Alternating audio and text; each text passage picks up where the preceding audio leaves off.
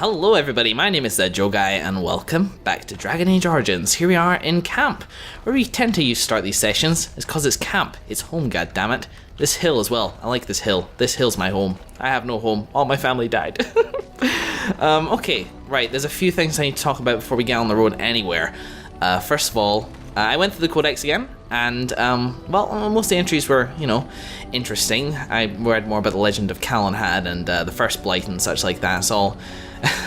It's all quite engrossing. I like how deep the text is, but like I say, I'm not going to read that stuff. I'm not going to read everything on camera, because, what's this figure I heard? Yeah, the game has 9 novels worth of text in it. I definitely heard that somewhere. Now, I'm not sure if that includes the dialogue, but even so, that'd be a hell of a lot of codex entries and very hard on the old vocal cords. But a couple I do want to draw attention to, which I didn't read. First of all, Pride Demon. I want to read about this. Let me explain what it is to face a Pride Demon, my friends. You may scoff and say that our talents exist only to face mages, but you will encounter demons often. They will be summoned by a Maleficar and bound to do its bidding, and while at times they can be forced into the possession of a host, they will also face you in their true form. A powerful opponent indeed. Do not underestimate it. Okay, good. Reading this text will let me get over the sort of, the stutters in my commentary and such like that. It's hard to talk to yourself all the time. Pride is powerful and intelligent. When we have encountered one in its true form, its most common attacks are bolts of fire and ice. Fire they will use to burn an opponent, and the magical flame will combust anything you wear regardless of make. Ice they will use to freeze an opponent in place, the one that we fought used ice on us. Be cautious, for they enjoy employing this against warriors in particular. More than one group of Templars has made the mistake of attempting to overwhelm a Pride Demon and suffered the consequences, believe me. And if you think that having the aid of other mages will assist you, you are wrong. Pride Demons can render themselves immune to magic for short times and are adept at dispelling magic that is cast upon you, as much as we Templars are able to disrupt spells. Think on that for a moment, my friends. Be wary of how prideful you become, lest you find too much in common with such a fiend. Wise words indeed. And the second one I wanted to have a look at was the Thedas calendar, which, I've not really gotten a handle on the ages as of yet, but I'm going to have a look at this.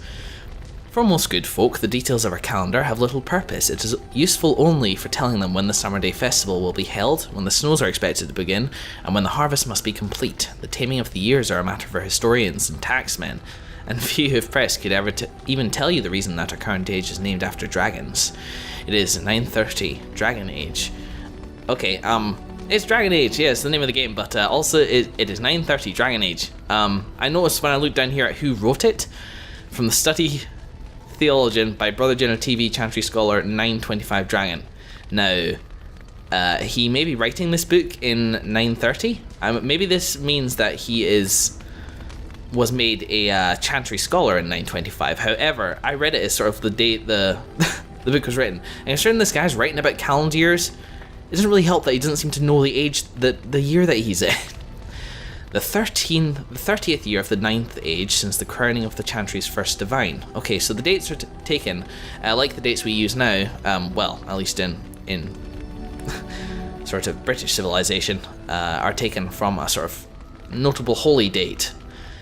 Each age is exactly 100 years, with the next age's name chosen in the 99th year. The scholars in Val Royal, I think that's how you pronounce that, advise the Chantry of portents seen in that 99th year, and Chantry authorities pore over research from months before the divine age announces the name of the imminent age. Wow, again, transposing words here like crazy. The name is said to be an omen of what is to come, of what people of Thedas will face for the next 100 years.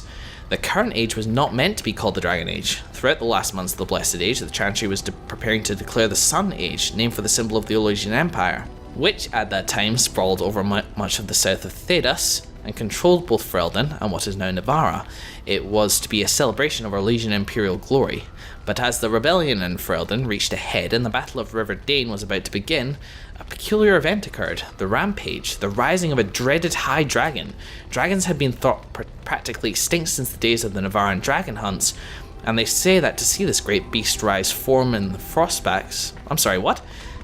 and they say that to see this great beast rise from, I think that's meant to say, from the frostbacks was both majestic and terrifying. As the rampage began and the High Dragon decimated the countryside in its search for food, the elderly Divine Faustine II abruptly declared the Dragon Age. Some say the Divine was declaring support for Orlais in the battle against Ferelden, since the dragon is an element of the Dufale family heraldry of King Megran, the so-called usurper king of Ferelden. Be that as it may, the High Dragon's rampage turned towards the Elysian side of the Frostback Mountains, killing hundreds and sending thousands more fleeing to the northern coast. The Ferelden rebels, this is one dragon, wow. The Ferelden rebels won the Battle of River Dane, ultimately securing their independence. So one of the reasons that we were able to get Ferelden back, that King Marek and Loghain of all people were able to get Ferelden back, is because this bloody great dragon is flying around Orlais, bloody distracting them. Many think that the Dragon Age will come to represent a time of violent and dramatic change for all of Thedas. It remains to be seen. Dragon Age. So dragons do exist. Dragon gods were part of the whole Tevinter thing. You know, they worship dragon gods, and I often wondered if those were the only dragons in Dragon Age, because fantasy tends to step very lightly when it comes to dragons. You know, they're the kind of the be-all, end-all of the fantasy genre. I mean, when you think fantasy, you know, you should only get to sort of 3 images cycling through your mind before you hit on a dragon.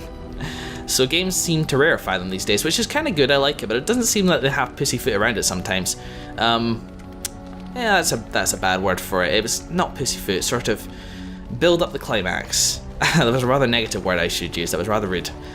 But say for example in Tolkien's thing, Lord of the Rings, by the time that the Lord of the Rings started and they were all kicked about in the Shire, they were talking about dragons as nearly extinct as well. Well, just something to kind of ponder on. And we had more Codex entries to read. Did I get to the end of that? I wish it would tell us what the order of the ages have been, because we're in the Dragon Age now, so we'll be able to tell what age is, you know, if something happened sort of in recent history. But yeah, let's carry on. Right, okay. A couple that I left in here, well, one I left in here, Connor Gurin, because I had to read this and it's actually concerning me. He's just kind of boring stuff, but at the bottom here, he was freed from the demon's power at a terrible price, the cost of his mother's life. Connor himself will be sent to the Circle, where he will no longer endanger innocent people. Now, that concerns me, because the Codex entry is wrong. And in fact, for, where is she? Where is that lady? Arlessa says she died here as well. She gave her life to free Connor from demonic influence. This could be a bug related to the fact that I now have the DLC. There was an Ultimate Edition going on very, very cheap on Steam the other weekend. If you missed out on that, well, shame on you. And so I had all the DLC, and it would cost me like, I don't know, £50 or something like that to upgrade to like my disc copy of Dragon Age Origins to have all this content. So I transferred my save file over and installed the other version. But if that's created a glitch with the game, and Lady Assault, and that part of the story is now different, that'll really annoy me, and I'll have to work to sort of reinstall my older copy, maybe do a system restore or something like that. Having said that, this content is still going to be in it. I'm just letting you aware of the problem. But one of the first things we're going to do is go to Castle Redcliffe and check that the Lady Arlessa is still alive. And if she is alive, tell her to get on the horn to somebody, let them know, you know. Okay, but I'm sure there was other stuff. Oh yeah, in regards to the premium content, we're not going to do any of this proper stuff for now. In fact, I'm not even going to read it. But I did not put on the feast day pranks and the feast day gifts, because as far as I understand it from the description, they seem to be based quite a bit around... Something's going on weird with Sandal's face over there, getting sort of weird white pixel effects. That's kind of... It's like they're dazed. They've got like stars going around their head. What the hell was I going to say? Oh yeah, they're mainly based around manipulating the affection system. You know, the gifts make your companions like you a lot, and to dislike you a lot. So it strikes me as the sort of thing which is, well, first of all, kind of cheaty, and maybe something to explore in replays of the game when you're not too worried about buggering up the immersion. But I don't, you know, I've had sort of my head is butt with Sten quite a few times actually, and the affection rating, the approval rating, or whatever you call it, reflects that, and I like it like that. I don't want to cheat my way using gifts, which probably don't even have cutscenes to mark sort of memorable moments, sort of get me more content that way. I wanna play it in the real thing. So anyway, first thing we're gonna do is go to Castle Redcliffe. That's a very long sort of introduction at the campsite. But there was a lot of stuff to say. Okay, to Redcliffe, I want to get through this as quickly as possible, so that means kind of taking the A-team. Yes. Sten. Yes. Alistair. Yes. Win. We know this team is strong. Okay, accept. And we're just going to go to the Redcliffe Castle. Now, hopefully, because we're already... Never mind. I was going to say if we're already there, we won't get one of these, but... Hey-ho. Alright, I'm just going to go through everybody's inventory and such like that very quickly, just to refresh myself with what they have, okay? Back at them all. There we go. Still don't have any bloody health poultices. Oh, thank the Maker. We need help. They attacked the wagon. Please help us. Follow me. I'll take you to them. It's a trap. It's going to be a trap. Okay.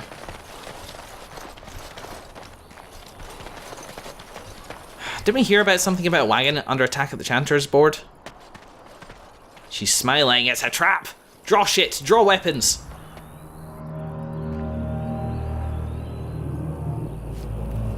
Oh, no. Oh, no.